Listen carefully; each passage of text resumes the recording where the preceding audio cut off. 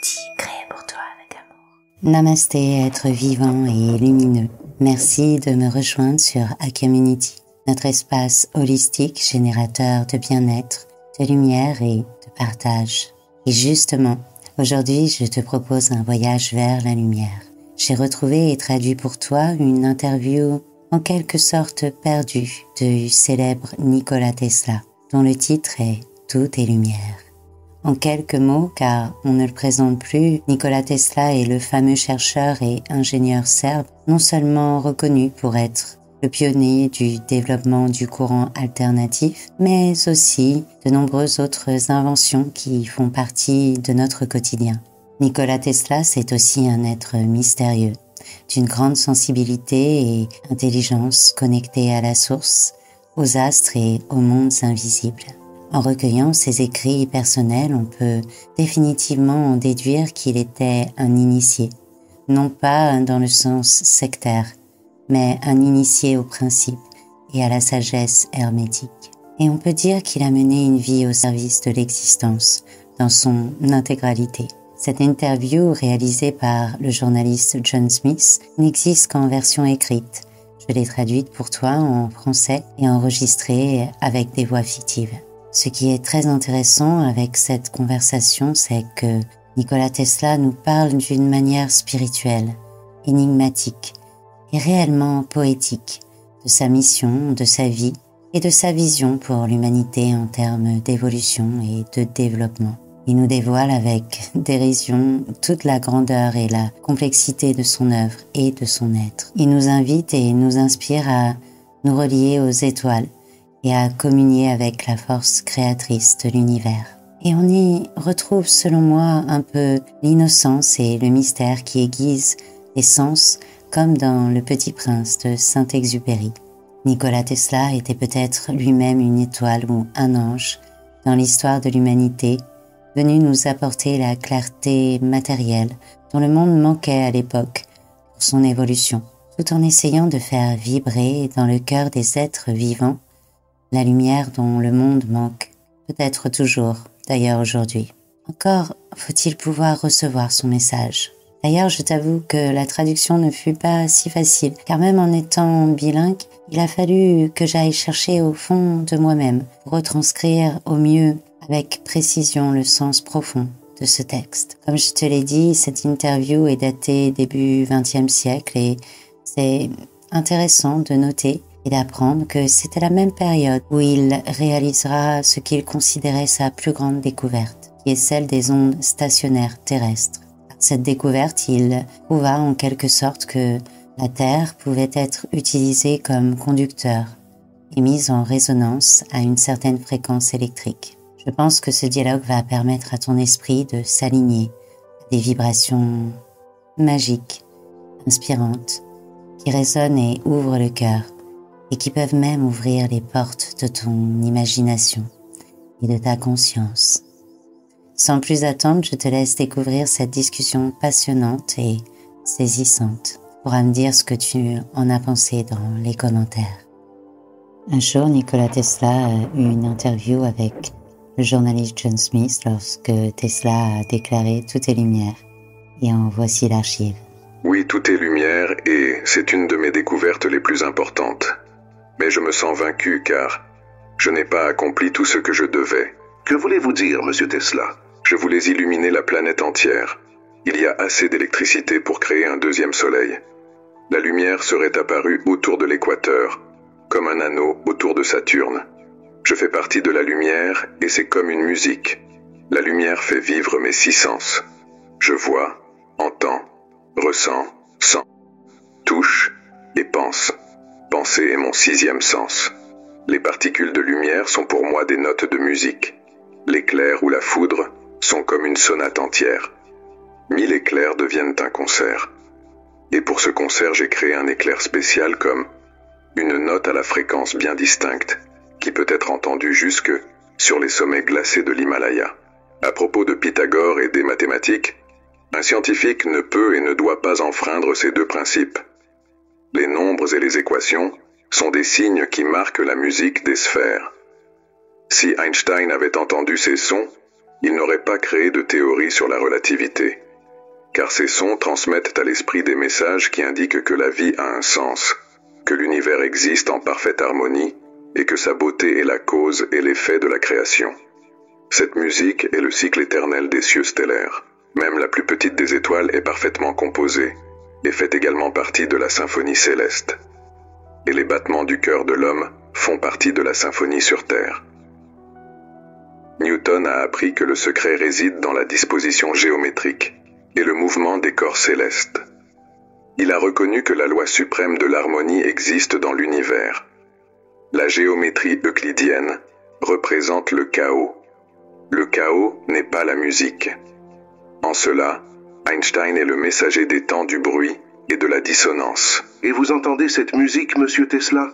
Je l'entends tout le temps.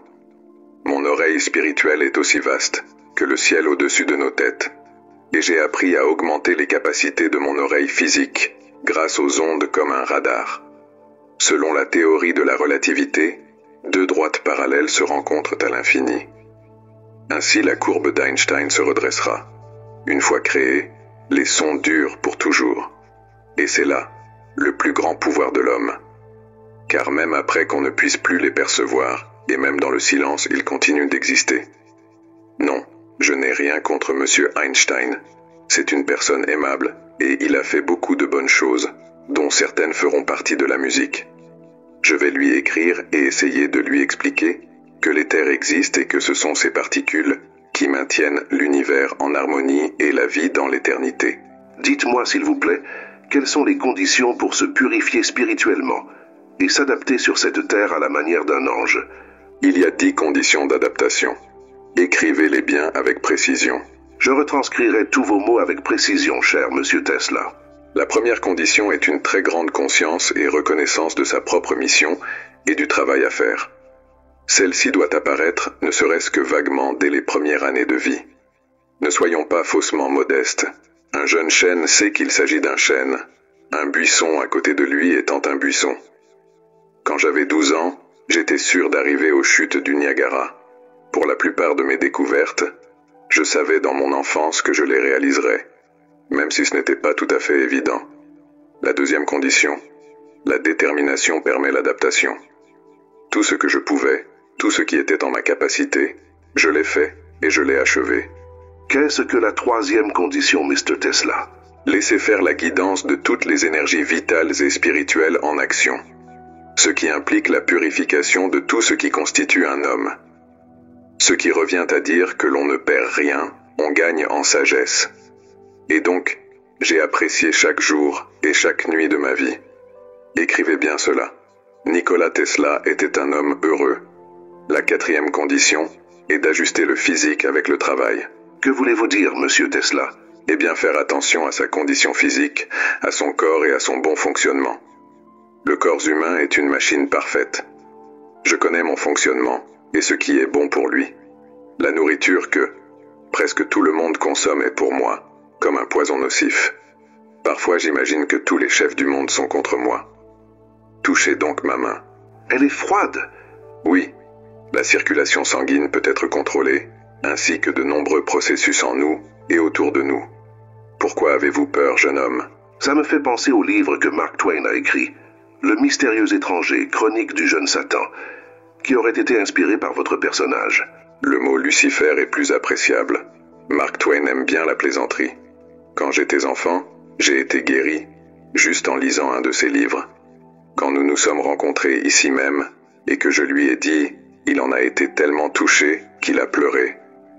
Nous sommes devenus amis et il est souvent venu dans mon laboratoire. Une fois, il m'a demandé de lui montrer cette machine qui produisait des vibrations telles que vous ressentez joie et bonheur. C'était une de mes inventions à divertissement, que parfois j'aimais créer. Mais j'ai prévenu Mr. Twain de ne pas rester trop longtemps sous ces vibrations. Il ne m'a pas écouté et il y était resté un peu trop. Et on aurait dit qu'il était comme une fusée vêtue d'un pantalon. C'était diaboliquement amusant, mais je suis resté sérieux. Pour revenir au sujet, pour optimiser le circuit physique, outre la nourriture, il y a aussi les rêves qui sont très importants.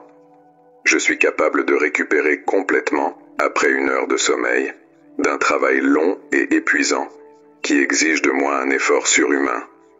J'ai acquis la capacité de gérer mon sommeil, de m'endormir et de me réveiller à l'heure que j'ai décidé.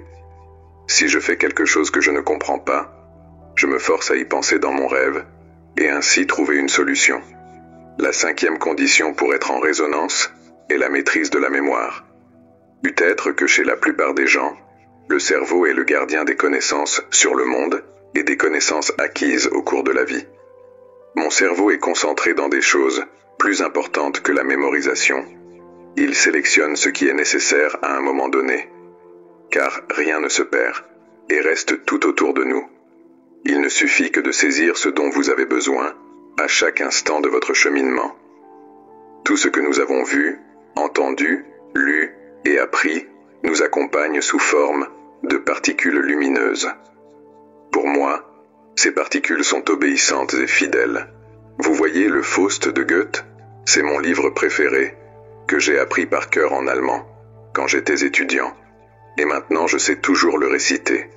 Eh bien j'ai gardé mes inventions, pendant des années, dans ma tête, et c'est seulement ensuite que je les ai réalisées. Vous mentionnez d'ailleurs très souvent le pouvoir de la visualisation. Je dois à la visualisation tout ce que j'ai inventé. Les événements de ma vie, tout comme mes inventions, sont bien réels devant mes yeux, visibles à chaque moment ou chaque objet. Quand j'étais jeune, cela m'effrayait, car je ne comprenais pas ce phénomène. Mais plus tard, j'ai su exploiter ce don exceptionnel comme le plus beau des cadeaux. Je l'ai développé et jalousement gardé. J'ai aussi pu finaliser et faire des corrections sur mes inventions, en les visualisant. Et de la même manière, j'ai pu résoudre de très complexes équations mathématiques. Grâce à ce don, je pourrais recevoir le rang de grand lama au Tibet. Ma vue et mon audition sont parfaites, et, oserais-je le dire, plus fortes que les autres. J'entends le tonnerre à plus de 200 km de distance, et je vois dans le ciel des couleurs que les autres ne peuvent pas voir. Cet élargissement de la vision et de l'audition, je les ai eus quand j'étais enfant. Plus tard, je les ai développés consciemment. Dans votre jeunesse, vous avez été plusieurs fois gravement malade. Est-ce que cela faisait partie d'une nécessité d'adaptation à votre condition particulière? Oui, c'est souvent le résultat d'un manque de force vitale ou d'épuisement, mais ça peut être aussi une élimination des toxines accumulées dans le corps et dans l'esprit. C'est important qu'un être fasse l'expérience de la souffrance de temps en temps. La source de la plupart des maladies se trouve dans l'esprit. De ce point de vue, l'esprit peut guérir la majorité des maladies. Quand j'étais étudiant, j'ai été malade du choléra qui sévissait dans la région de Lika. J'ai été guéri parce que mon père m'a finalement permis d'étudier la technologie, ce qui représentait ma passion et ma vie. Mais pour moi, les images de mes expériences de visualisation n'étaient pas une maladie, mais la capacité de mon esprit à pénétrer au-delà des 3 dimensions de la Terre. J'ai eu tout le temps ces expériences que l'on qualifie de surnaturelles, et je les ai toutes reçues très naturellement, comme tous les autres phénomènes qui nous entourent. Un jour, quand j'étais enfant, je marchais le long de la rivière avec mon oncle, et je lui dis « De l'eau sortira une truite, je jetterai une pierre et elle sera coupée. » Et c'est ce qui s'est passé. Effrayé et étonné, mon oncle m'a dit « Vade retro Satanas ». Il était instruit et parlait latin. Et encore, j'étais à Paris quand j'ai vu la mort de ma mère. Dans le ciel plein de lumière et de musique flottaient de merveilleuses créatures. L'une d'elles, qui me regardait avec un amour infini, avait des traits tellement maternels. Et lorsque la vision a disparu, j'ai su que ma mère était morte. Et quel est le 7e principe d'harmonisation, monsieur Tesla? La maîtrise des sentiments, qui est permise par la connaissance de la purification et de l'énergie mentale et vitale. Les hindous l'appellent Kundalini Yoga. Cette connaissance peut être apprise au cours de nombreuses années de pratique et d'initiation ou acquise à la naissance. J'ai acquis ces connaissances en partie à ma naissance. Elles mettent étroitement en relation la force de l'énergie sexuelle, cette puissante énergie créatrice qui est ensuite, pour la plupart entièrement dissoute dans l'univers. La femme est celle qui s'approprie le plus cette énergie, et de ce fait, c'est celle qui en retire le plus de puissance spirituelle. Je l'ai toujours su et suis toujours resté sur mes gardes. Et c'est pour cela que j'ai créé par moi-même ce que je voulais. Une machine au pouvoir spirituel, pleine de bonnes intentions. La 9e condition, Monsieur Tesla. Appliquez-vous pour que chaque jour, chaque moment de votre vie, vous n'oubliez pas qui vous êtes vraiment et pourquoi vous êtes venu sur Terre. Vous êtes des êtres extraordinaires qui luttent contre la maladie, les privations ou la société qui les blesse avec sa stupidité, ses incompréhensions, ses persécutions, et bien d'autres problèmes encore.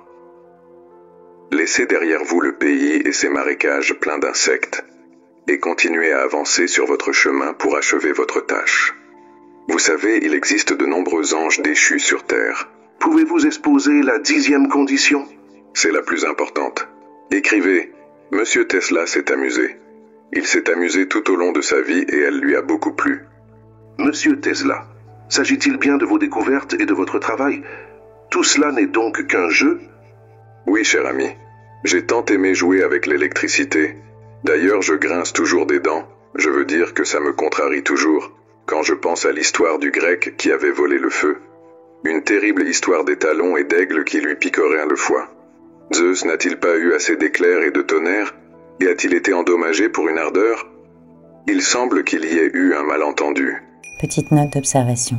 Ici, Nikola Tesla fait allusion à la mythologie grecque de Prométhée.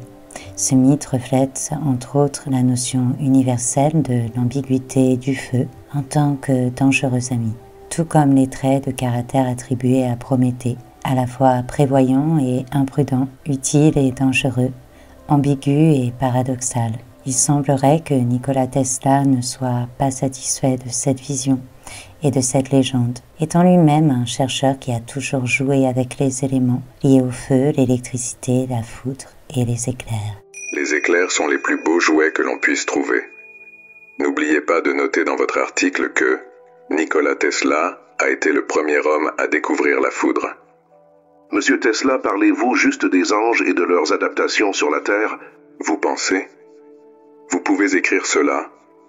Il a osé prendre sur lui les prérogatives d'Indri, de Zeus et de Perron. Imaginez l'un de ces dieux en costume de soirée noire, avec le chapeau melon et portant des gants de coton blanc préparant les éclairs, les incendies et les tremblements de terre à l'élite new-yorkaise. Les lecteurs apprécient un ton humoristique dans notre revue. Mais je dois avouer que vous me surprenez en affirmant que vos découvertes, qui représentent d'immenses avancées pour l'avancement de l'humanité, ne représentent qu'un jeu pour vous. Beaucoup vous le reprocheront. Cher Monsieur Smith, c'est bien le problème. Les gens sont trop sérieux.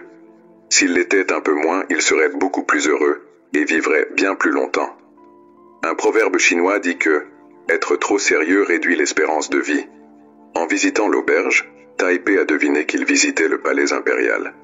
Mais pour que les lecteurs du journal n'aient pas à froncer les sourcils, revenons aux choses qu'ils considèrent comme importantes. Ils seraient ravis de connaître votre philosophie. La vie est un rythme qu'il faut appréhender. Je ressens le rythme, je le laisse me guider et prendre soin de moi. Cela m'a été très bénéfique et ça m'a permis de capter les connaissances que j'ai. Tout ce qui vit est lié à une relation profonde et merveilleuse. L'homme et les étoiles, les amibes et le soleil, le cœur et la circulation d'une infinité de mondes. Ces liens sont incassables, mais ils peuvent être apprivoisés, apaisés, et peuvent alors commencer à créer des relations nouvelles et différentes dans le monde, sans pour autant violer les anciennes. La connaissance vient de l'espace. Notre vision est son ensemble le plus parfait. Nous avons deux yeux, le terrestre et le spirituel. Il est recommandé qu'il devienne un œil. L'univers est vivant dans toutes ses manifestations, comme un animal pensant, ou si vous préférez, l'univers est lui aussi mental. La pierre est un être pensant et sensible, comme une plante, une bête et un homme. Une étoile qui brille demande à être regardée, et si nous ne sommes pas trop égocentriques, nous comprendrons son langage et son message. La respiration, les yeux et les oreilles de l'homme doivent se conformer à la respiration, aux yeux et aux oreilles de l'univers. Pendant que vous dites cela, il me semble entendre des textes bouddhistes ou des paroles taoïstes. C'est exact. Cela signifie qu'il existe une connaissance générale et une vérité que l'homme a toujours possédée. D'après mon ressenti et mon expérience, l'univers n'a qu'une seule substance et une seule énergie suprême, avec un nombre infini de manifestations de vie. Ce qui est magnifique, c'est que la découverte d'une nature secrète en révèle une autre. On ne peut pas se cacher. Les révélations de vie sont tout autour de nous, mais nous leur sommes aveugles et sourds. Si nous nous lions émotionnellement à elles, elles viennent elles-mêmes à nous. Il y a beaucoup de pommes, mais un Newton, il n'a demandé qu'une seule pomme qui est tombée devant lui. Une question qui aurait pu commencer notre conversation. Qu'est-ce que l'électricité pour vous, cher monsieur Tesla? Tout est électricité. En premier, la lumière fut, cette source infinie à partir de laquelle se dévoilent et naissent toutes les formes qui représentent l'univers et la Terre avec tous les aspects de la vie qui les composent. Le noir est le vrai visage de la lumière, mais nous ne le voyons pas. Et comme une grâce remarquable envers l'homme et les autres créatures, l'une de ces particules possède une énergie lumineuse, thermique, nucléaire, radiologique, chimique, mécanique et non identifiée, qui a le pouvoir de faire tourner la Terre sur son orbite. C'est un véritable levier d'Archimède. Monsieur Tesla, n'êtes-vous pas trop influencé par l'électricité? Ne lui attribuez-vous pas trop d'importance et de place dans notre humanité? L'électricité, je suis. Ou si vous préférez, je suis l'électricité sous forme humaine. Vous êtes électricité, vous aussi, monsieur Smith, mais vous ne vous en rendez pas compte. Ce serait donc ce qui explique votre capacité à faire passer un courant électrique d'1 million de volts à travers votre corps. Imaginez un jardinier attaqué par des herbes. Ça semble très curieux. Le corps et le cerveau de l'homme sont constitués d'une grande quantité d'énergie. Chez moi, c'est en majorité de l'électricité. La différence d'énergie chez chacun d'entre nous est ce qui différencie le jeu de l'âme humaine ou de la réalisation du soi. Pour les autres créatures, l'âme de la plante est, par essence, l'âme des minéraux et des animaux. Le fonctionnement cérébral et la mort se manifestent dans la lumière. Mes yeux dans ma jeunesse étaient noirs. Maintenant ils sont bleus. Et à mesure que le temps passe et que le cerveau se renforce, il se rapproche du blanc. Le blanc est la couleur du ciel. Un matin, par ma fenêtre, une colombe blanche a atterri et je l'ai nourrie. Elle voulait m'annoncer qu'elle était mourante. De ses yeux sortaient des jets de lumière. Jamais dans les yeux d'aucune créature, je n'avais vu autant de lumière que dans ceux de ce pigeon. Le personnel de votre laboratoire parle de flashs de lumière, de flammes et d'éclairs qui se produisaient quand vous étiez en colère ou si vous ressentiez une menace quelconque. C'est le signe d'une décharge psychique ou d'un avertissement pour être vigilant. La lumière était toujours de mon côté. Savez-vous comment j'ai découvert le champ magnétique tournant et le moteur à induction qui m'ont rendu célèbre à 26 ans? Un soir d'été à Budapest, j'ai regardé le coucher du soleil avec mon ami Szigeti Gem. Des milliers de feux tournaient autour de milliers de couleurs flamboyantes. Je me suis souvenu du livre Faust, j'ai récité ces vers, et puis, comme dans un brouillard, j'ai vu un champ magnétique en rotation et un moteur à induction. Je les ai vus dans le soleil. Le personnel de l'hôtel a dit que lorsqu'il y avait un orage, vous vous isoliez dans votre chambre et vous sembliez parler tout seul. Je parle à la foudre et au tonnerre. Avec eux? Avec quel langage, monsieur Tesla? Essentiellement ma langue d'origine, car la langue serbe possède des sons adaptés, notamment pour la poésie, et qui sont appropriés pour cette discussion avec les éléments. Les lecteurs de notre magazine seraient très reconnaissants si vous pouviez interpréter cela. Le son n'existe pas seulement dans le tonnerre et les éclairs, mais dans sa transformation en luminosité et en couleur. Une couleur peut être entendue. Le langage est fait de mots, ce qui veut dire qu'il est fait de sons et de couleurs. Chaque tonnerre et chaque éclair sont différents et portent leur nom. J'appelle certains d'entre eux par les noms de ceux qui ont été proches de ma vie, ou par ceux que j'admire. Dans la clarté du ciel et dans le tonnerre vivent ma mère, ma sœur, mon frère Daniel, le poète Jovan Jovanović Zmaj, et d'autres personnages de l'histoire serbe. Des noms comme Isaïe, Ézéchiel, Léonard, Beethoven, Goya, Faraday, Pouchkine, et tous les feux ardents marquent des enchevêtrements, d'éclairs et de tonnerres, qui ne cessent toute la nuit d'apporter sur la terre une pluie si précieuse, en même temps que le feu qui brûle les arbres ou les villages. Il y a certains éclairs et coups de tonnerre, et ce sont les plus brillants et les plus puissants qui, eux, ne disparaîtront pas. Ils reviennent, et je les reconnais parmi des milliers. Pour vous, la science et la poésie Sont-elles la même chose? Ce sont les deux yeux d'une seule personne. William Blake dit que l'univers est né de l'imagination, qu'il subsiste et qu'il existera aussi longtemps qu'il y aura un dernier homme sur Terre. On peut considérer une roue sur laquelle les astronomes peuvent rassembler les étoiles de toutes les galaxies. C'est l'énergie créatrice identique à l'énergie lumineuse. L'imagination est-elle donc plus réelle que la vie elle-même? L'imagination donne naissance à la vie. J'ai été nourri par ce savoir. J'ai appris à contrôler mes émotions, mes rêves et mes visions. Je l'ai toujours chéri, car l'imagination nourrit mon enthousiasme. J'ai passé toute ma longue vie en extase. C'était la source de mon bonheur. Cela m'a aidé pendant toutes ces années à supporter le travail, qui a bien été rempli au moins pour 5 vies. Le mieux est de travailler la nuit, à cause des liens étroits avec la lumière des étoiles. Vous avez dit que je suis la lumière au même titre que tous les êtres. Cela me flatte, mais je l'avoue, je ne comprends pas bien. Pourquoi auriez-vous besoin de comprendre, Monsieur Smith? Il suffit de le savoir. Tout est lumière. En soi, son rayon est le destin des nations. Chaque nation a son propre rayon dans la grande source de lumière, que nous voyons comme le soleil. Et rappelez-vous, nous ne mourrons pas. Nous redevenons lumière, et, en tant que tels, nous existons toujours. Le secret réside dans le fait que les particules lumineuses retrouvent leurs états d'origine. Vous mentionnez ici la résurrection. Je préfère l'appeler retour à une énergie antérieure. Le Christ et plusieurs autres connaissèrent le secret. Je cherche comment préserver l'énergie humaine. Ce sont des formes de lumière, parfois droites comme la lumière céleste. Je ne l'ai pas recherché pour moi-même, mais pour le bien de tous. Je crois que mes découvertes rendent la vie des gens plus facile et plus supportable, ce qui leur permet de s'orienter plus facilement vers la spiritualité et la moralité. Pensez-vous que le temps peut être aboli? Pas tout à fait, car la première caractéristique de l'énergie est qu'elle se transforme. Il est en perpétuelle transformation, comme le chemin vers le Tao. Mais il est possible de tirer parti du fait qu'un homme conserve sa conscience après sa vie terrestre.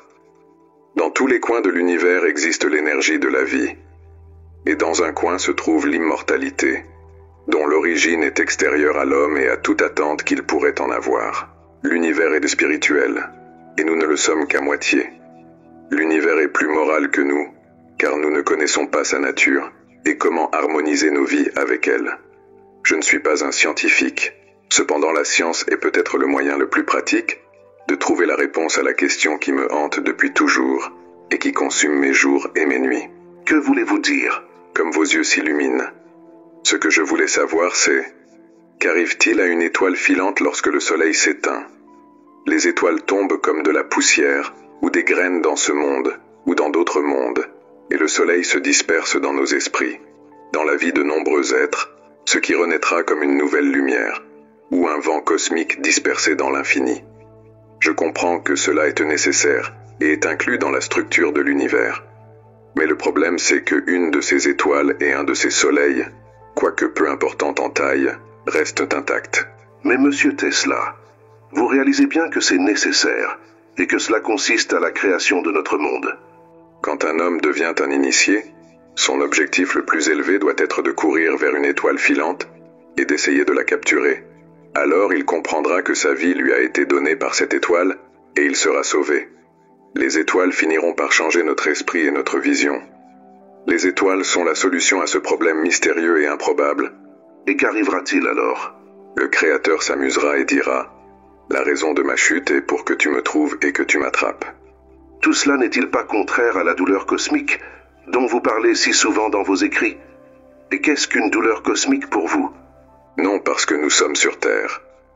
C'est une maladie dont la grande majorité des gens ignorent l'existence. Différente de bien d'autres maladies, souffrance, maux, misère, guerre, tout ce qui fait de la vie humaine une condition absurde et misérable. Cette maladie ne peut pas être complètement guérie, mais en être conscient aide à la rendre moins compliquée et moins dangereuse. Chaque fois qu'un de mes proches est blessé, je ressens une douleur physique.